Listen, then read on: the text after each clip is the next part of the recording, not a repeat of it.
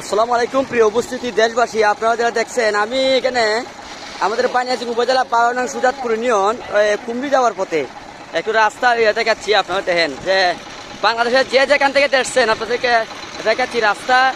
বিষয় হলো গাড়ি ঘোড়া আটকা পড়ে একটা পরে একটা রাখছে। বাংলাদেশের যে কোনো থেকে দেখে আপনারা আশ্চর্য হবেন যে এখানে এরকম একটি রাস্তা এখন চলে মাত্র বৈশাখ মাস। এই যে অবস্থা, মানে আমার সাইকেল তো আটকা পড়ছে। হ্যাঁ, আমি আসছিলাম যে কুমড়ি যাওয়ার জন্য, এই একটা রাস্তার অবস্থা দেখেন। এখনো কি বাংলাদেশে এরকম রাস্তা আছে? এই যে এদিকে তামসা দেখতেছে কত লোক, হুন্ডা নিয়ে দাঁড়ানো আছে অনেক। আমিও একজন এদিকে আসছিলাম, এই যে আমার সাইকেল এখানে দাঁড়ানো। এরপরে আমি সহ আরো প্রিয় উপস্থিতি এখানে দর্শক যারা আছেন, এই দেখেন রাস্তার অবস্থাটা।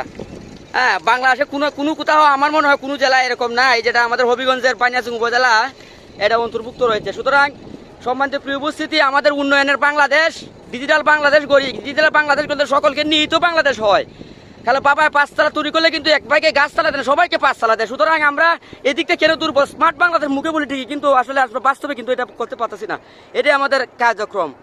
এই যে দেখেন রাস্তা একটা, এখানে প্রায় আধা কিলো জায়গা, যেটা সুজাতপুর থেকে কুমড়ি যাওয়ার পথে। এতদিন খুব সুন্দরভাবে আমরা মোটরসাইকেল চালাই গেছি। আজকে আমরা সাংবাদিক হইয়া বা আরো যারা যারা আছি দর্শককে নিয়ে খুব ভুক্তভোগীর মধ্যে পড়ছি। তো চাচা, এখানে যে আপনারা আছেন রাস্তাটা কিরকম আছে? কষ্টদায়ক না কিরকম? হ্যাঁ, আপনারা বলেন দু এক কথা। আপনারা আপনারা দেখতেছে কিন্তু দর্শক। হ্যাঁ, এই যে এখানে মহিলা সহ আটকা পড়ছে। এই যে আমার সামনে মুডের গাড়ি সহ 3টা গাড়ি। এই রাস্তাটা একটি কালভার্টের জন্য আজকে এই দুরবস্থা হয়েছে। সুতরাং আমি আমাদের মাননীয় নতুন সংসদ সদস্য আপনাকে একটু দৃষ্টি আকর্ষণ, কুমড়ি যাওয়ার রাস্তাটা অতি দ্রুত, এখানে একটা কালভার্ট হইলে কিন্তু আরো কমসে কম 2 মাস, যত মাস পানি না পড়তো তত মাস থাকতো। তো আপনাকে ধন্যবাদ দেই। দর্শক কুণ্ডের প্রিয় দর্শক কুণ্ডের, আপনারা যারা দেখছেন এই যে দুর্গতিটা আপনারা সবাই দেখবেন।